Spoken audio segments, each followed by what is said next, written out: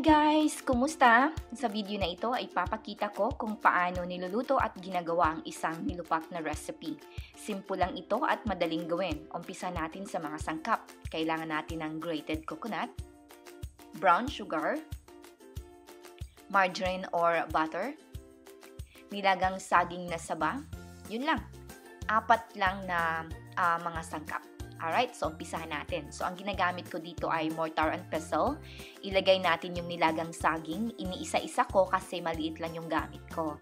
So, dinudurog ko ito or binabayo ko para madurog yung nilagang saging. Pagkatapos niyan, ilagay natin or lagyan natin ng grated coconut. Okay, ganun pa rin ang binabayo ko lang ito para kumbaga ma-combine yung coconut at saka yung nilagang saging. Tapos, after nyan, ilagay natin ang brown sugar. Ganun pa rin yung process. Dinudurog lang natin or binabayo using the pestle. Pwede rin kayong gumamit ng like potato masher at saka yung mga like stand-up mixer or yung handheld mixer, pwede rin. So, yun, nilagay ko yung margarine or butter.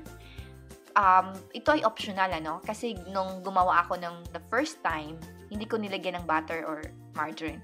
At masarap pa rin. So, optional sa inyo, So, obviously, ginagawa ko ito sa Pilipinas. Na-film ko ito sa Philippines kasi umuwi ako doon for 3 weeks. So, ang gumagawa nito ay ang nanay ko. Ito yung kinakain namin nung, yung mga bata pa kami, snack, ganon. Pag meron kaming pag meron kaming saging na saba, ito yung ginagawa rin namin. Kasi masarap talagang nilupak. So, yun. Ang ginagawa ko lang dito ay same pa rin.